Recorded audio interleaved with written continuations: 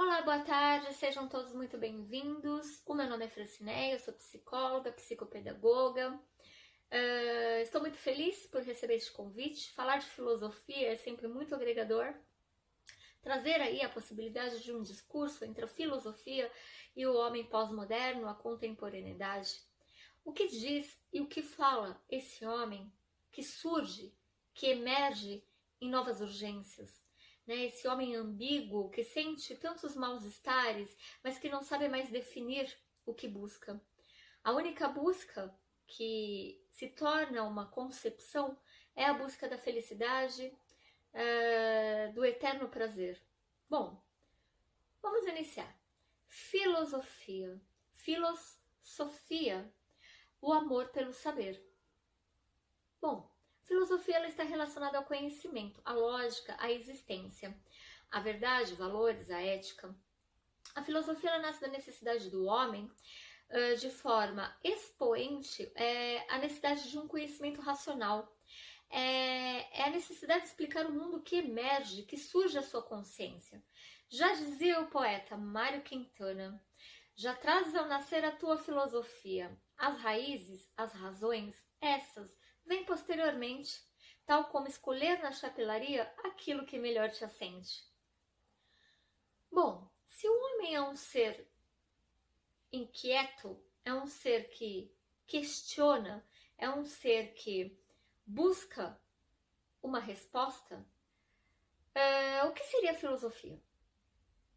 Como que a filosofia trabalha ou como se apropriar da filosofia a favor do próprio homem? A filosofia é uma arte de saber questionar. É o ponto central da filosofia. A ideia é enxergar novos caminhos. Por isso, saber questionar. A filosofia ela não pretende encontrar respostas, mas talvez questionar aquelas que já foram pré-estabelecidas. E o que seria uma filosofia contemporânea? O que questiona a nossa contemporaneidade? Bom, a filosofia ela permite ao humano compreender melhor a si, a sociedade, o mundo, tudo aquilo que cerca. E a ideia seria promover e estimular uma autonomia do saber. Bom, e aí surge então, juntamente com a filosofia, o homem. E na contemporaneidade, quais seriam as características e urgência desse homem? Esse homem que surge? O positivismo? O idealismo? O liberalismo? Pois é. Bom, sabemos que nós vivemos um período marcado por excessos humanos. O homem dessa sociedade ele vive diversos dilemas. Ele está recheado de tantos estímulos, de tantas informações, mas ele não consegue deglutinar, ele não consegue degustar. Falta tempo. O homem moderno não tem um tempo. Nem um tempo para si mesmo. Ele está sofrendo e está satisfeito com dados. O homem pós-moderno ele é satisfeito com as suas conquistas objetais. Talvez por não conhecer a si mesmo, ele prefere mais uma imposição do que propriamente uma opção. É difícil você ter uma opção no meio de milhares. Como escolher? O que falar dessas escolhas? Bom, e o que esse homem, que demarca aí um excesso, uma busca contínua, o que esse homem busca efetivamente quando ele se excede? E o que seria então, vamos pensar, a concepção de felicidade? O que seria felicidade? O homem moderno ele busca ser feliz, ele busca registrar cada passo da sua felicidade. Aquilo que pelo menos ele supõe ser feliz. Aquele momento, aquele almoço, aquela viagem, a necessidade que urge, que emerge de dizer ao mundo, eu sou feliz. Bom, a palavra ethos, ela significa comportamento, ela significa ação. É dela que deriva a palavra ética. A ética ela é, portanto, o estudo do comportamento, das ações, das escolhas, dos valores humanos. Então, o que seria felicidade para uma ética? o que seria a ética da felicidade? Bom, então, no meio de uma possibilidade contemporânea, eu preciso ser feliz. Emerge em um contexto sociopolítico o homem feliz. O homem que tende a estar sempre feliz. É proibido não sentir felicidade. Bom, qual que é a métrica que se usa para medir e qual que é a métrica do sinônimo de felicidade nessa modernidade? O homem que surge nesse pós-moderno de imediatismo, ele entra num consenso de que ele é um ser angustiado. Somos seres de angústia desde sempre. O homem moderno, ele entende e ele sabe que as angústias o acometem o tempo todo. Mas a angústia ela não tem um fator apenas ruim ou negativo. A angústia pode ser uma angústia criativa. Porque somos seres de inconformidade. Queremos significar, mudar, transcender. O homem pode ser angustiado por diversas situações. Ele pode estar angustiado por uma coletividade ou como ele pode ser angustiado por um estado pessoal. Tá, hoje, nunca, em todos os tempos, falamos tanto de vida, brevidade e finitude. Em um momento, o mundo entra num colapso pelo qual o homem fica suspenso e entende essa suspensão de uma outra forma. Entre o passado e o futuro, aquilo que era, o que há de vir. Este homem, ele se encontra confinado, enclausurado, aguardando possibilidades de sobreviver. É neste momento em que eu pergunto, em que todos estávamos, confinados, isolados, enclausurados, as dificuldades de viver com o outro humano, o medo, a memória, as ansiedades surgem de uma forma muito mais abrupta, porque não há vazão. Não há uma possibilidade de eu disfarçar o meu estado e eu preciso sentir, eu preciso parar, eu preciso refletir. E diante de uma coletividade, temos que dimensionar um novo princípio de valores, questionar a ética, questionar a política, questionar o meu posicionamento como cidadã, quem sou eu diante do mundo, quem sou eu diante daqueles que me são caros. Nunca se falou tanto em valores, nunca se falou tanto em memórias, nunca se falou tanto em medos. O homem não sabia questionar o próprio medo. Ele sabia que algo estava acontecendo, mas ele não sabia o que acontecia consigo mesmo. Eu costumo dizer que este momento tão atípico de toda a humanidade foi uma possibilidade de levantar o tapetinho com toda a poeira que já estava embaixo. O homem precisou se olhar. O ser humano precisou enxergar a sua limitação. O ser humano precisou enxergar uma lógica diferente daquilo que ele estava acostumado a tamponar com tantos excessos. Não podemos deixar de lembrar que esse homem ambíguo, esse homem carregado de mal-estar nessa modernidade, ele pertence a mundos, a um mundo que surge de uma forma tão repentina, tão carregada. Nós falamos de um mundo veloz, de um mundo de excessos, de um mundo narcisista, de um mundo de desregulamentação e de um mundo tecnológico. Como viver e sobreviver a tantas demandas e as coisas que aceleram de forma tão rápida? Bom, nem tudo é ruim. O mundo tecnológico, no momento em que estávamos todos aí com medo e precisávamos comunicar àqueles entes que nós amamos, saber o que acontecia no mundo, o que a ciência tinha para me dizer, eu poderia falar com alguém do outro lado do mundo e saber que esse alguém também estava bem ou seguro. A tecnologia também traz a possibilidade das pesquisas, a possibilidade de se operar por robótica. Já se fazem cirurgias de altas complexidades à distância. O homem se tornou distante pela tecnologia.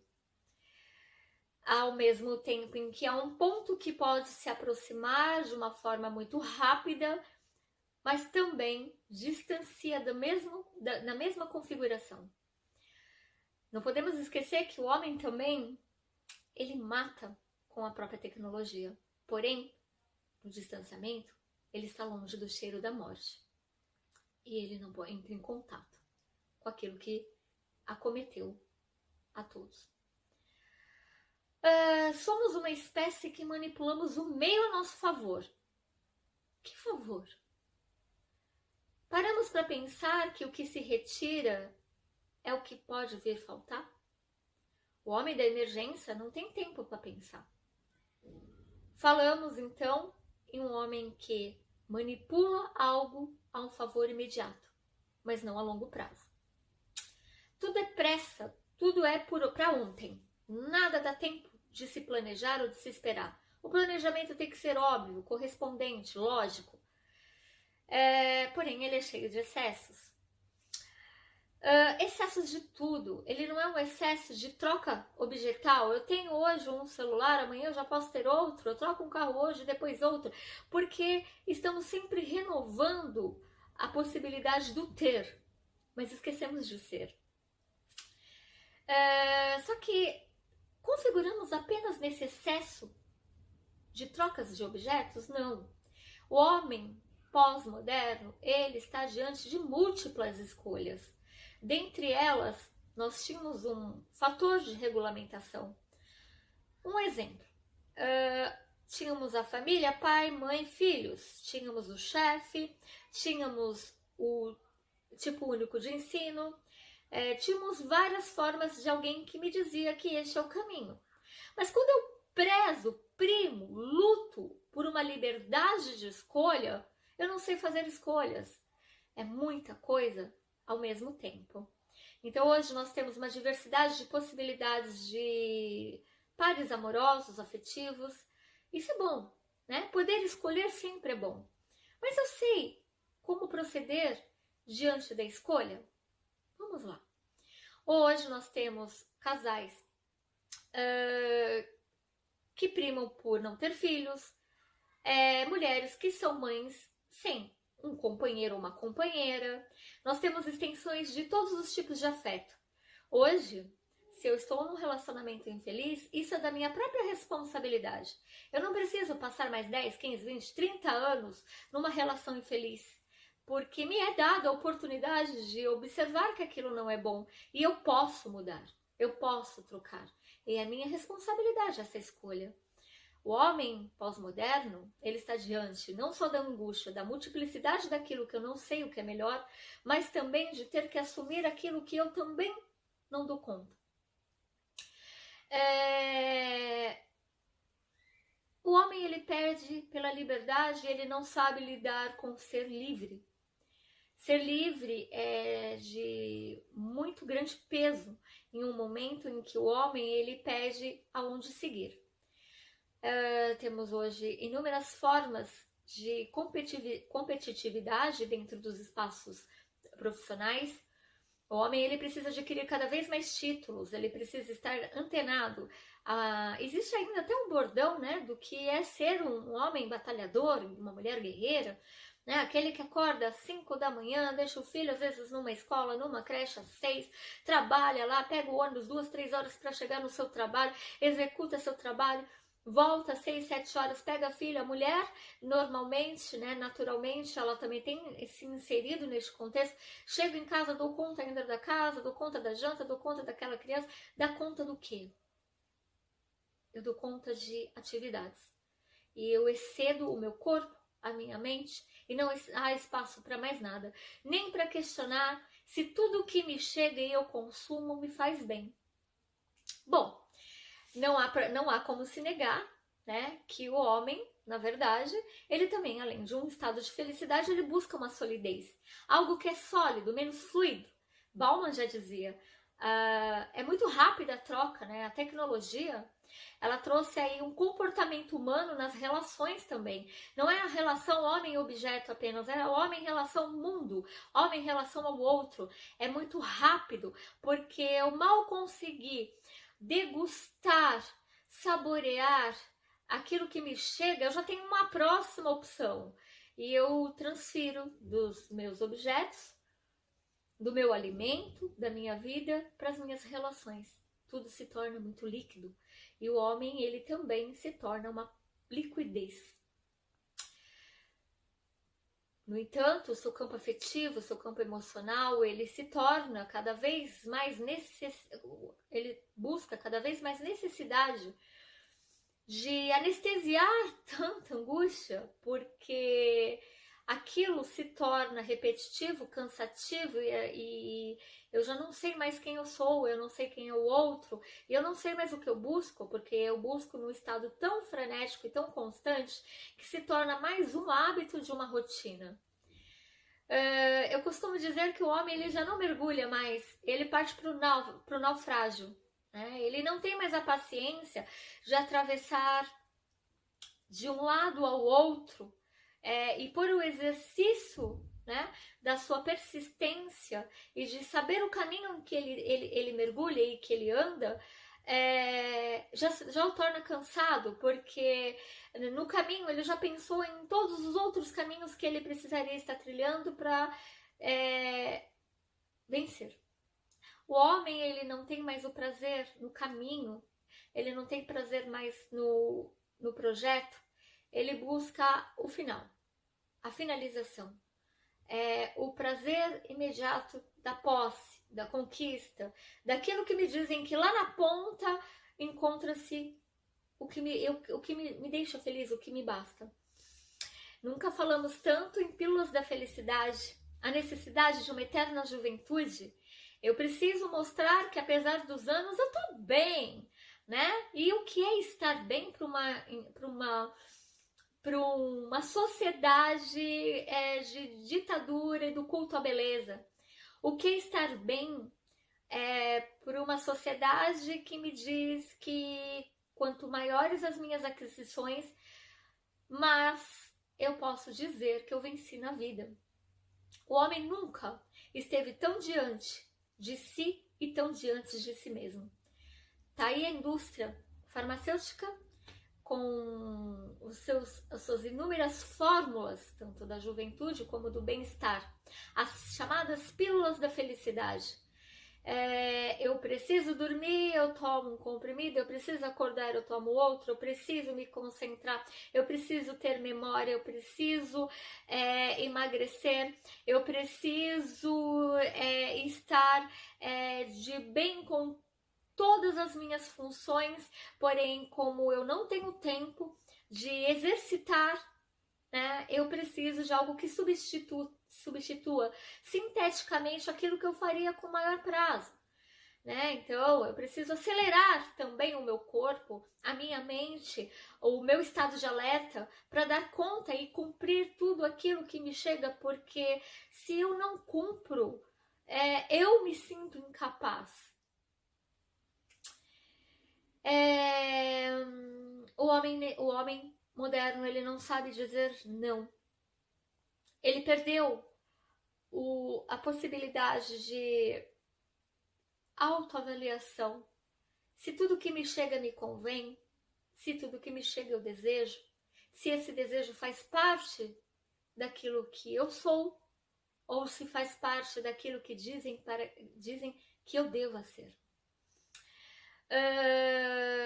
O homem moderno, ele vive num mundo livre, mas ele não foi educado para essa liberdade, tanto quanto ele também, afetivamente, emocionalmente, ele não acompanha a evolução tecnológica. Porque traz, né? Porque a tecnologia é o excesso de informação. Me chegam fake news, me chegam informações de todos os cunhos, de todos os tipos, e eu quero saber, eu quero estar ali atento a tudo aquilo. Aliás, me disseram que é melhor ser assim. Então os excessos de informação, eles chegam antes do homem e antes da sua suposta capacidade emocional de assimilar, de deglutir tudo que chega. Ele mal engoliu uma peça, ele mal assimilou algo e ele já tem uma próxima que ele precisa dar conta. O homem, ele não aguenta ser tão livre. Ele precisa de alguém que o barre. Essas barreiras, elas podem vir de várias formas, em vários formatos. Ele pode ter alguém que lhe diga não, alguém que lhe diga como ser feliz, alguém que lhe diga o caminho e as possibilidades. Surge, né, no meio desse estado de espírito, né, esse estado de ser deste homem, as instituições, que elas podem vir ser a religiosa, elas podem vir a ser as instituições de trabalho, pode ser a própria política, né, com seus valores, éticas, normativas, e como também pode ser o meu corpo, né, necessitando de tais medicações. Então, em um resumo, eu diria que o homem, ele sai de um estado onde ele estava permeado, localizado, colocado com várias formas e normativas ao seu redor, e ele sai para um estado abrupto de necessidades e de estímulos pelo qual ele não sabe como filtrar, e ele permite-se esses excessos, e ele começa uma briga e uma luta, que eu falo que é uma luta do homem biopsicossocial. É uma luta com o seu próprio corpo para se manter uma eternidade. É uma luta com o seu estado psicológico, porque eu preciso estar sempre bem.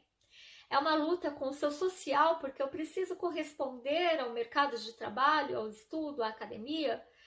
É o momento em que o homem ele quer dar conta de um panorama tão excessivo e tão grande que ele se perde nas suas próprias necessidades. Se fôssemos pensar numa filosofia contemporânea, se fôssemos pensar se a filosofia ela está morta, se fôssemos pensar se o homem ainda consegue lançar mão de filosofar, eu diria que o homem ele virou as costas para si mesmo, para os seus questionamentos, mas não para a sua inquietude. O homem pós-moderno continua inquieto, ele continua angustiado, ele está muito mais anestesiado, mas ele ainda continua perguntando o porquê. Resta saber o que há de vir quando todos estão pensando igual. Significa que não estão pensando, e que desse meio há necessidade de surgir possíveis lapsos, possíveis faíscas de um novo questionamento. Talvez questionar a tecnologia seja questionar o próprio homem, aonde o homem pretende chegar, que ele não consegue mais tramitar com o tempo. Aonde o homem pretende chegar, que ele chega de antemão com a própria tecnologia e com a liberdade que ele ainda não dá conta. Eu costumo dizer que o homem, ele está no meio de uma multidão, e eu chamaria essa multidão o desconhecido, pelo qual o homem, ele não sabe o quanto ele ainda não se conhece, e a necessidade de buscar as respostas naquilo que é pronto, básico e anestesiante tem adoecido muito, não só o homem, mas todas as relações. Obrigada por essa oportunidade, espero ter deixado aí uma ponta de reflexão, né, desse momento que eu primo, né, eu acredito que seja de uma transição do homem como tantas outras, e que talvez, né, por poder-se de tudo, o homem ele começa a avaliar que nem tudo que lhe chega lhe convém. Muito obrigada.